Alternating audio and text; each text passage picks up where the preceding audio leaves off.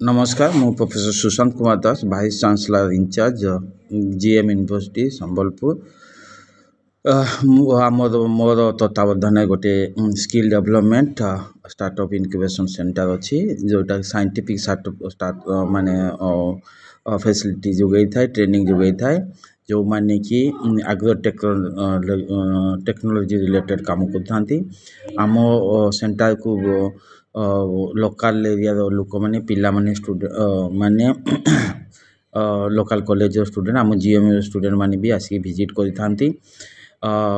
Mushroom farming compost organic farming ये सब विषय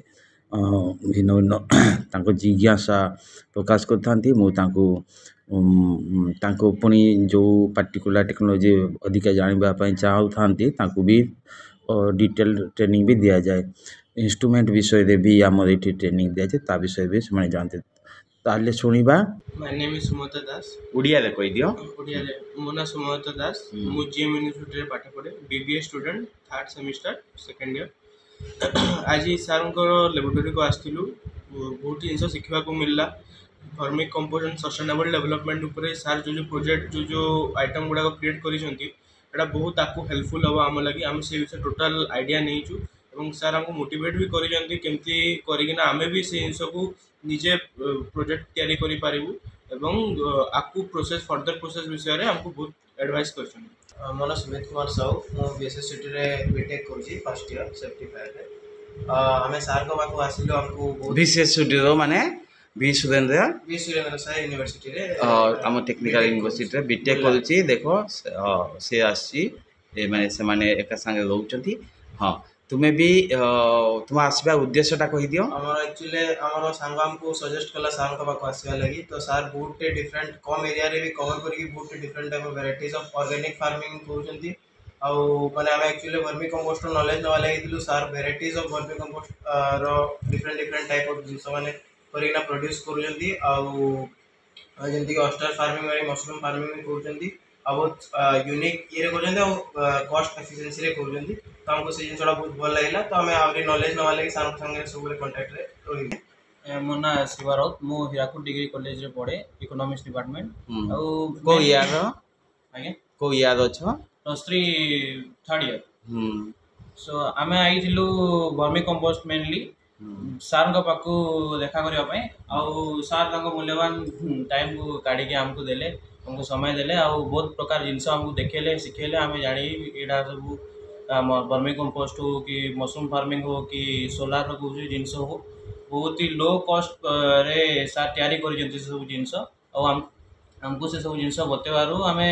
से सब जिनस जानिलु आउ आमे भी करिवो से सब जिनस धन्यवाद। हाँ धन्यवाद तुम मैंने मो तो धन्यवाद तुम मान को भी कारण समस्ते तो सर्विस करी माने चाहूँगी किंतु जड़े मास्टर हवा गोटे तार अलग चार्म अच्छी से तुम्हें स्टार्टअप इनक्यूबेशन बा एंटरप्रेन्योरशिप को माने आगे चाहूच से बहुत बड़ कथा तुम मैंने आगा एमएसएमई रो कि अन्य प्रोजेक्ट विषय रे तुम्हें जब एप्लाई कर से प्रोजेक्ट एप्लिकेशन रे भी मु तुम मान को ताकू डीपीआर कह जाए डिटेल प्रोजेक्ट रिपोर्ट करिया भी मु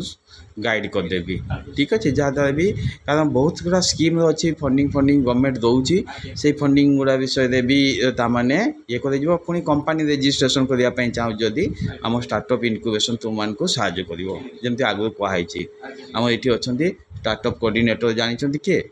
प्रियव्रत पंडा सर और मु स्टार्टअप इनक्यूबेशन सेल निजे चेयरमैन अच्छी है आउ आईएसटी रो अच्छी आम Satyawan sir Srinivas sir MBA रो मैनेजमेंट हेड भी सी अच्छी management school of management head अच्छा श्रीनिवास सर सी भी अच्छा से कमिटी रे ला जहाँ को भी अप्रोच कर कंपनी रजिस्ट्रेशन नहीं प्रोडक्ट ट्रेनिंग नेबाई कि फाइनेंशियल सपोर्ट पाई आम एंजल इन्वेस्टर सहित भी कनेक्ट करदेवा है ये सब तुमको सपोर्ट तुम्हें आमको पाई पार है आज तो स्टार्टअप आज स्टार्ट कर सक्सेस है पुणी आउ थे आम देखा मझे मझे भी आम इंटरेक्शन करवा। Thank you.